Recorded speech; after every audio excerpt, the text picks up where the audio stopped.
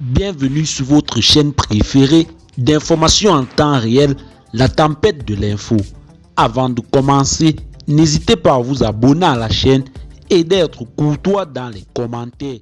On commence. Du côté du Mali, le commandant de l'armée de l'air affirme que la technologie de défense russe a toujours été parmi les meilleures. Le général Aloboa Diarra, commandant de l'armée de l'air malienne, s'adressant à African Initiative lors du forum Armée 2024, a déclaré que les échantillons d'armes, d'équipements militaires et spéciaux présentés au centre patriote étaient impressionnants et que les technologies de défense russes ont toujours été parmi les meilleures.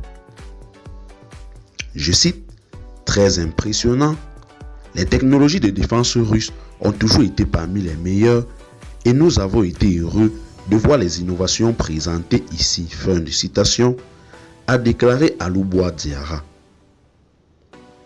Il a également commenté à Al la situation dans le nord du Mali et les informations selon lesquelles l'Ukraine aide les séparatistes et les djihadistes à lutter contre l'armée malienne. Mes commentaires coïncident avec les déclarations qui ont déjà été faites à ce sujet. Nous déplorons l'attitude inamicale de certains pays, notamment l'Ukraine, qui se sont déclarés impliqués dans les hostilités ayant entraîné la mort des soldats maliens, a déclaré le commandant de l'armée de l'air malienne.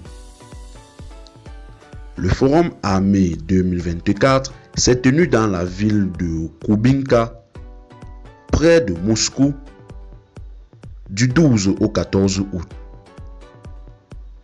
Des délégations des ministères de la Défense de plus de 80 pays étrangers, dont le Mali, le Burkina Faso, la Libye et la République centrafricaine, ont participé à ce forum.